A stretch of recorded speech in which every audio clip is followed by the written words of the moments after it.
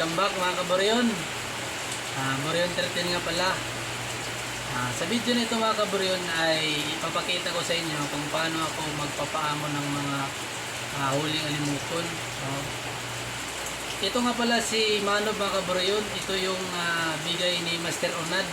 Huli ito ni Puros mga kaboryon dun sa probinsya ni Alimokon Official TV. Shoutout nga pala sa inyo mga tol. Alimokon Official TV at Master Onad. Shoutout sila mga tol. Ito na nga siya, no? Nilipat ko to siya kahapon ng tanghali. At ngayon, medyo maamo na siya mga kaboryon. Tingnan nyo naman. Hindi na siya lumilipad. Saka marunong na din siyang bumalik sa kanyang dapuan mga kaboryon. Sa lahat ng nagtatanong kung ano ang pinakamabisang pagpapaamo, ito yun mga kaboryon. Gayahin nyo na lang itong ganitong pamamaraan dahil proven and tested na talaga.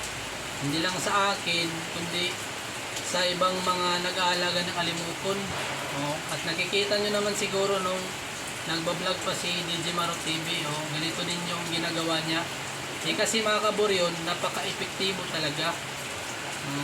Ito lang yung gawin ninyo mga kaboryon. Hawak-hawakan nyo lang. Hawakan nyo lang araw-araw. Mas maganda araw-araw mga kaboryon kasi para mas lalong umamo, para mabilis lang sila umamo. Hawakan nyo ng umaga, tanghali, hapon o kahit gabi para mas lalong umamo. Ang kagandahan kasi nito mga kaboryon ay nahahawakan natin. Yan, ganyan. Nahahawakan natin sila. Ang kanilang buong katawan ay ating nahahawakan. Yun ang kagandahan dito mga kaboryon. Ito yung mga pinaka-epektibo na pamamaraan sa pagpapaamo. Sa mga hindi nga para marunong gumawa ng ganitong dapuan mga kaboryon, madali lang naman to. Kahit yung sanga lang yung gamitin nyo, saka lagyan nyo ng dalawang pakainan at saka tubigan nila. Saka ito na rin mga kaboryon, yung sabitan, ilagyan nyo na rin ng ganito. Yan.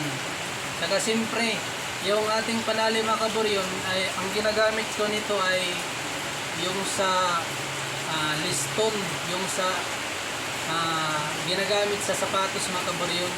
Yun ang magandang gamitin mga kaboryon kasi hindi nakakasugat sa paa ng ating mga alimukon. Basta dapat tamang paglagay lang mga kaboryon para hindi mabali yung ating mga gagawing maamo na alimukon mga kaboryon.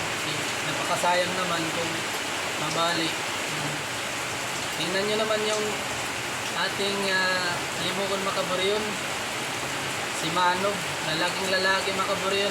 Tingnan nyo, lalaking alimukon. At sa mga nagtatanong nga pala dyan mga kaboryon, at sa mga hindi pa nakakaalam kung ano ang basihan ng babae at lalaki. Sa lalaki mga kaboryon ay ang unan yung titignan yung kanyang katawan, tuka, saka yung kanyang ulo. Sa lalaki mga kaboryon, malaki yung katawan at medyo bilog. Tapos yung tuka niya medyo maliit lang, saka yung ulo niya medyo malaki. Tapos ang isa rin sa epektibo na basihan mga kaboryon, yung buntot niya. Ang sa lalaki mga kaboryon, ganyan, malapad yung kanyang buntot. Hindi masyadong mataas pero malapad. Ang sa babae naman kabaliktaran ng ganun mga kaboryon. Ang sa babae pag ganon ang buntot pahaba, saka ang katawan yun ay hindi masyadong malaki. Ganon rin yung kanyang ulo at tuka, at yung tuka niya ay medyo matulis saka mahaba. Wala muna tayong hunting ngayon mga kaboryon kasi tingnan nyo naman yung panahon. Kitang-kita sa likuran ko yung ulan dito sa amin mga kaboryon. Palaging umuulan, kaya ito na muna yung aking paglilibangan. Kasi palaging umuulan dito sa amin mga kaboryon. Kaya ito na lang, nagpapaamo na lang ako. Magandang klase kasi ito ng alimukon mga kaboryon . Piling-pili kasi ito . Bigay ito ni Master Onad. At saka umuhuni na din to mga kaburyon. Maganda yung huni niya kasi buo na medyo mabilis. Oo. Sunsunon kong tawag kasi narinig ko na kasi yung huni niya mga kaburyon eh. Kaya lang hindi pa masyadong humuhuni, paminsan-minsan lang. Pero okay na rin kasi maganda yung huni niya. Kaya ito, pinapaamo ko mga kaburyon. Siguro mga 1 month simula ngayon ay malilipat ko na ito sa kanyang hawla. Kasi sigurado ako na aamo na talaga ito kasi palagi kong hinawakan. Yan, hinawakan ko palagi mga kaburyon para mas lalo talaga umamo. Kasi kung ilalagay natin agad sa ating mga hawla, kung hindi natin na pinapaamo kawawa. Kawawa talaga yung mga ibon natin mga kaburyon. Masusugatan ng ulo, saka nababawasan ng balahibo. Kaya kailangan talaga nating paamuhin. Ito lang mga kaburyon. At saka paliguan nyo na rin sila mga kaburyon. Kasi isa rin yun sa mga pamamaraan ng pagpapaamo. Nakita nyo naman mga kaburyon. Kahapon ng tanghali ko pa ito inilipat pero napakaamo niya na. Saka marunong na rin bumalik sa kanyang dapuan. Yan. Yan yung ating manod mga kaburyon. Yan. Yan ko lang. Sa mga naghihintay nga pala dyan ng aking limo ko ng ting mga kaburyon, hindi ko pa alam mga kaburyon kung kailan ako makakapag-hunt.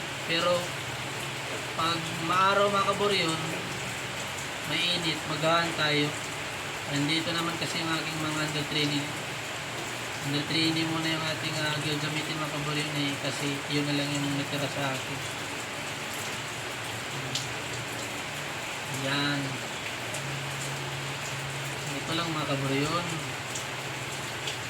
Ganito lang para mas madali silang umamo. Yan. At ito na yung mga shoutout niyo mga kaburyon. Uunahin ko muna yung mga pangalan. Shoutout kay John Mark Tibo. Shoutout sa Tol. Shoutout kay Jimo Binaha. Shoutout kay Anthony Sison. Shoutout kay Aris Biasca. Shoutout kay Winilo Masukal. Shoutout kay Ilmar Cabanlit. Shoutout kay Jomar Jr. Shoutout kay Edson Suaso. At ito naman yung mga shoutout nyo mga kaburyon sa mga kapwa ko mga hunter. Shoutout kay Pit Darbs TV. Shoutout kay Keeper Ahil. Shoutout kay Batang Bukid Hunter Vlog. Shoutout kay Kuya Glenn TV. Shoutout kay Alimokon Mix Vlog. Shoutout kay Pangatigan Official TV. Shoutout kay Barakuda Channel. Shoutout kay Kamukmuk Hunter. Shoutout kay Limix Vlog. Shoutout kay Alimokon Official TV. Shoutout kay Ed Adventure Channel. At panguli, shoutout sa mga Kayali Hunters. Shoutout mga tol. At yun lang mga kaburyon, no? Sana ay patuloy pa rin kayong sumuporta, no? Ito lang yung video natin mga kaburyon. Hanggang sa muli. Maraming salamat.